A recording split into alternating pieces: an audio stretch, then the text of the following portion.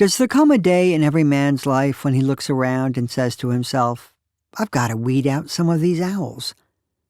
I can't be alone in this, can I? And of course you don't want to hurt anyone's feelings. Therefore you keep the crocheted owl, given to you by your second youngest sister, and accidentally on purpose drop the mug that reads, Owl, love you always, and was sent by someone who clearly never knew you to begin with. I mean, mugs with words on them. Owl cocktail napkins stay because everyone needs napkins. Ditto owl candle. Owl trivet take to the charity shop along with the spool-sized Japanese owl that blinks his eyes and softly hoots when you plug him into your computer.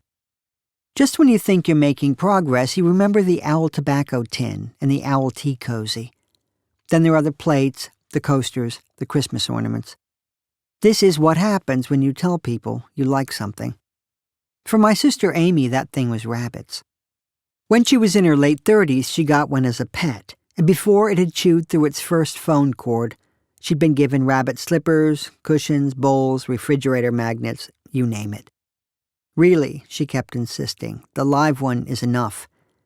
But nothing could stem the tide of crap. Amy's invasion started with a live rabbit, while Hugh's and mine began in the late 1990s with decorative art. We were living in New York then, and he had his own painting business. One of his clients had bought a new apartment, and on the high domed ceiling of her entryway, she wanted a sky full of birds. Hugh began with warblers and meadowlarks. He sketched some cardinals and blue tits for color, and was just wondering if it wasn't too busy when she asked if he could add some owls. It made no sense nature-wise. Owls and songbirds work different shifts, but even if they didn't, they would still never be friends.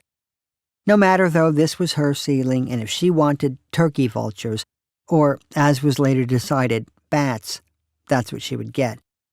All Hugh needed was a reference. So we went to the Museum of Natural History and returned with Understanding Owls. The book came into our lives almost 15 years ago, and I've yet to go more than a month without mentioning it. You know, I'll say there's something about nocturnal birds of prey that I just don't get. If only there was somewhere I could turn for answers. I wish I could help you, you will say, adding a second or two later, hold on a minute. What about understanding owls? We've performed this little routine more times than I can count, but back then, when the book was still fresh-smelling and its pages had not yet yellowed, I decided that because Hugh actually did get a kick out of owls, I would try to find him a stuffed one. My search turned up plenty of ravens.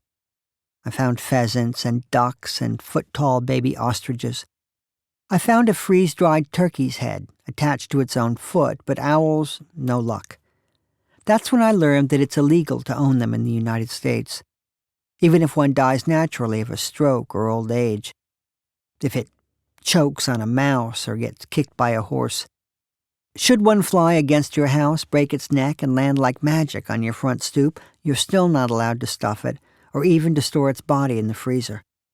Technically, you're not even allowed to keep one of its feathers. That's how protected they are. I learned this at a now-defunct taxidermy shop in Midtown Manhattan. But if you're really interested, the clerk I spoke to said, I've got a little something you might want to see. He stepped into the back room and returned with what I could only identify as a creature. What we've done, he boasted, is stretch a chicken over an owl form. That's really something, I said, groping for a compliment.